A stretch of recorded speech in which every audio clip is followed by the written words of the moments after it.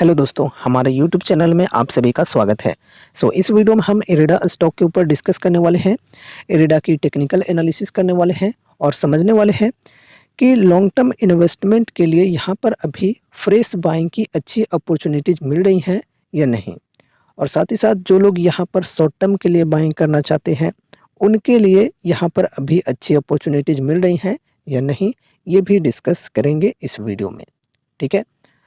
And साथ ही साथ यहाँ पर कुछ न्यूज़ आ रही हैं एक्सपर्ट की ओपिनियन को लेकर, एक्सपर्ट के राय को लेकर। एक्सपर्ट की तरफ से कुछ टारगेट्स दिए जा रहे हैं इस स्टॉक के अंदर, वो भी हम इस वीडियो में डिस्कस करने वाले हैं। तो चलो शुरू करते हैं वीडियो को। फिलहाल न्यूज़ को ही डिस्कस कर लेते हैं जो कि एक्सपर्ट की तरफ से आ रहे हैं। देखो, ये है न्यूज़ की हेडलाइन, इरेडा कंपनी के शेयर में आ सकती है जोरदार तेजी, ये एक्सपर्ट का कहना है। इरेडा के शेयर के लिए क्या है एक्सपर्ट की राय। इरेडा लिमिटेड कंपनी के शेयर में स्टॉक मार्केट एक्सपर्ट ने अगले 3 महीनों के लिए शेयर का टारगेट प्राइस बदल दिया है। 200 रुपये तय किया है टारगेट प्राइस। ठीक है। और एक्सपर्ट में इसका स्टॉप लॉस 170 लगाने को कहा है। तो स्टॉप लॉस 170 लगाने को कहा है एक्सपर्ट ने। और यहाँ पर एक्सपर्ट इसको बाई करने का प्राइस 180 से 185 के बीच रखा है। ठीक है। तो देखो, फिर से आपको मैं समझा देता हूँ। एक्सपर्ट ने अगले 3 महीनों के लिए शेयर का टारगेट प्राइस बदल दिया है, अगले 3 महीनों के लिए। यहाँ पर देखो, टारगेट प्राइस 200 का रखा गया है एक्सपर्ट की तरफ से, और यहाँ पर स्टॉप लॉस होगा 170 का, और बाइंग करने का प्राइस यहाँ पर बताया जा रहा है 180 से 185 के बीच। ठीक है। अब यहाँ पर हम फर्स्ट ऑफ ऑल वैल्यूएशन देख लेते हैं, एंड उनके बाद यहाँ पर हम डिस्कस करेंगे इनकी टेक्निकल्स के ऊपर, और समझेंगे कि अभी यहाँ पर कैसी अपॉर्चुनिटीज़ मिल रही हैं लॉन्ग टर्म के लिए या फिर शॉर्ट टर्म के लिए। तो यहाँ पर देखो, मार्केट कैप की बात करें तो ये एक मिड कैप कंपनी है, पीएसयू कंपनी है। 48,141 करोड़ की मार्केट कैप है। स्टॉक पी देखो, यहाँ पर 38.4 है और इंडस्ट्री पी 27 की है। तो देखा जाए तो ओवरऑल इंडस्ट्री के मुकाबले में ज़्यादा ही है पी, तो एक्सपेंसिव है। इसके बाद यहाँ पर अगर हम पेग रेशियो की बात करें तो पेग रेशियो है 1.13 की। तो इस हिसाब से यहाँ पर हम कह सकते हैं कि स्टॉक ओवर वैल्यूड है। ठीक है। तो वैल्यूएशन एक्सपेंसिव हमें देखने को मिल रही है इस प्राइस पे, जो प्राइस पे फिलहाल ये शेयर ट्रेड कर रही है। देखो, करेंट प्राइस है 179 की। ठीक है। चलो आगे यहाँ पर हम बढ़ते हैं और टेक्निकल्स के ऊपर डिस्कस करते हैं। तो देखो, जैसा कि अभी हमने देखा कि जो इनकी प्राइस है 179 की, ये जो प्राइस है यहाँ पर वैल्यूएशन अभी भी एक्सपेंसिव है। ठीक है। और यहाँ पर जो 52 वीक हाई का लेवल है, 52 वीक हाई की बात करें तो ये है 215 की, और 52 वीक हाई से अभी तक जो प्राइस पर ये ट्रेड कर रही है, उस प्राइस के अकॉर्डिंग यहाँ पर देखें डिस्काउंट, तो यहाँ तक डिस्काउंट देखें तो अप्रोक्स 15% की डिस्काउंट मिल रही है, जो कि अगर मैं पर्सनली अपनी बताऊं तो मुझे कुछ खास नहीं लगता है, क्योंकि मिड कैप कंपनी है। मिड कैप स्मॉल कैप में 15% का डिस्काउंट काफ़ी ज़्यादा डिस्काउंट हम नहीं कह सकते हैं। ठीक है। हालांकि यहाँ पर जब 4 जून को गिरावट आई थी तो बहुत ही बढ़िया डिस्काउंट आई थी, 153 के लेवल पर प्राइस आ गई थी। तो उस वक्त अगर किसी ने बाइंग किए थे तो कमेंट में ज़रूर से बताना। तो देखो, यहाँ पर अभी की बात करें तो अभी लॉन्ग टर्म इन्वेस्टमेंट के लिए डिस्काउंट सही नहीं है, वैल्यूएशन भी थोड़ी सी हाई है। अगर थोड़ा सा प्राइस गिरकर आ जाता है यहाँ पर 170 के लेवल तक, तो फिर अप्रॉक्स यहाँ पर हमें 20% की डिस्काउंट मिल जाएगी। तो यहाँ पर हम बाइंग कर सकते हैं, अपना फर्स्ट अमाउंट लगा सकते हैं। एक चीज़ और ध्यान में रखना कि बल्क में बाइंग बिल्कुल भी नहीं करनी है, और साथ ही साथ डाइवर्सिफिकेशन भी अपने पोर्टफोलियो में ज़रूर से रखनी चाहिए। इसके अलावा यहाँ पर देखो, ये लेवल होगा 153 का। ठीक है। ये है 153 का लेवल, और फिर 170 का लेवल, और ये है 180 का लेवल। तो ये सब सपोर्ट्स के लेवल जो हैं वो आपको ध्यान में रखने हैं। ठीक है।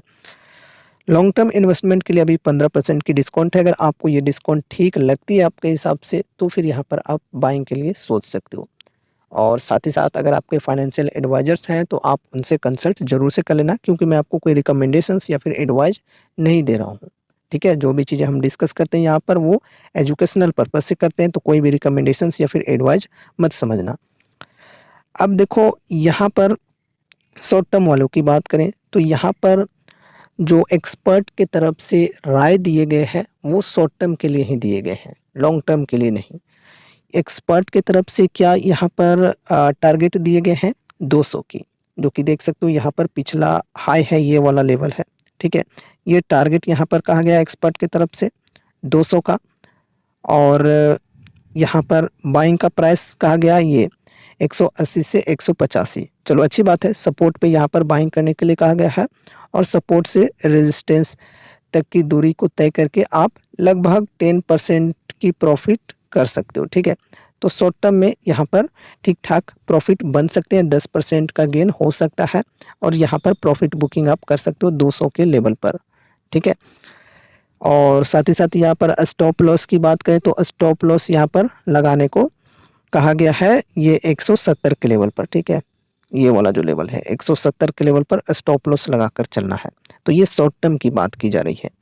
यहाँ पर आएगी तो प्रॉफिट बुकिंग चालू होगी ही होगी, क्योंकि यहाँ पर देखो जो लोग अभी बाइंग कर रहे होंगे शॉर्ट टर्म के लिए इस सपोर्ट पर, तो वो लोग यहाँ पर प्राइस जाने के बाद 200 के लेवल पर सेल करेंगे, अपना यहाँ पर प्रॉफिट बुकिंग करेंगे, तो फिर गिरावट आ सकती है यहाँ से। बाकी अगर यहाँ पर काफ़ी अच्छी न्यूज़ आती है बीच में पॉजिटिव वाली पीएसयू स्टॉक्स को लेकर या फिर गवर्नमेंट की पॉलिसीज़ को लेकर, और जिसके वजह से अगर यहाँ पर तेज़ी आती है तो फिर ये लेवल ब्रेक भी हो सकता है, और ये लेवल ब्रेक होगा तो फिर यहाँ पर नेक्स्ट रेजिस्टेंस होगा 215 का, जो कि 52 वीक हाई का लेवल है, ठीक है। तो उसको ब्रेकआउट देना होगा।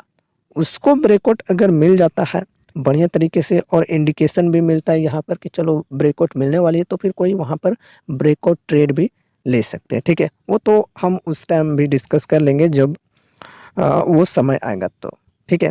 52 वीक हाई का लेवल जब ब्रेक होगा तभी यहाँ पर हम बड़े मूव्स की एक्सपेक्टेशन रख सकते हैं कि ये जो प्राइस है 250, 300, 400, 500 तक भी चली जाए। लेकिन देखो गारंटी नहीं होता है कि ऐसा ही हो, ठीक है। बाकी सेक्टर की बात करें तो सेक्टर बढ़िया है। रिन्यूएबल सेक्टर के लिए जो कंपनी है ये फाइनेंस करती है और गवर्नमेंट की कंपनी है, पीएसयू कंपनी है, और जैसा कि आपको पता है कि गवर्नमेंट की सपोर्ट काफ़ी ज़्यादा मिल रही है पीएसयू कंपनीज़ को, तो उस हिसाब से देखें तो कंपनी ग्रो कर सकती है आगे चलकर बढ़िया तरीके से, क्योंकि गवर्नमेंट का हाथ है इन कंपनियों के ऊपर, और साथ ही साथ सेक्टर के ऊपर भी गवर्नमेंट का हाथ है।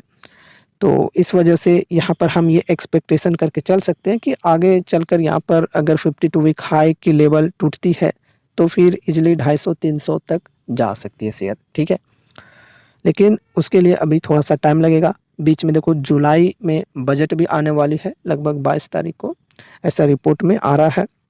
तो बजट में अगर काफ़ी अच्छी अच्छी चीज़ें आती हैं पावर सेक्टर को लेकर, रिन्यूएबल सेक्टर को लेकर, या फिर पीएसयू स्टॉक्स को लेकर कुछ ऐसी न्यूज़ आती है तो फिर यहाँ पर बढ़िया तेज़ी आ सकती है और 52 वीक हाई का लेवल भी टूट सकता है अगर उस प्रकार की न्यूज़ आई तो। मैं आपको बार बार कह रहा हूँ, ठीक है। बाकी मार्केट में कुछ भी हो सकता है, कोई भी चीज़ मार्केट में 100% गारंटेड नहीं होती है, ठीक है। सो ये रही हमारी आज की वीडियो इरेडा स्टॉक के ऊपर। उम्मीद है इस वीडियो के माध्यम से आपको कुछ यूजफुल इन्फॉर्मेशंस मिले होंगे। तो इस वीडियो को लाइक करके चैनल को सब्सक्राइब कर लेना, और मिलते हैं अगले नए वीडियोज़ के साथ। तब तक के लिए बाय बाय।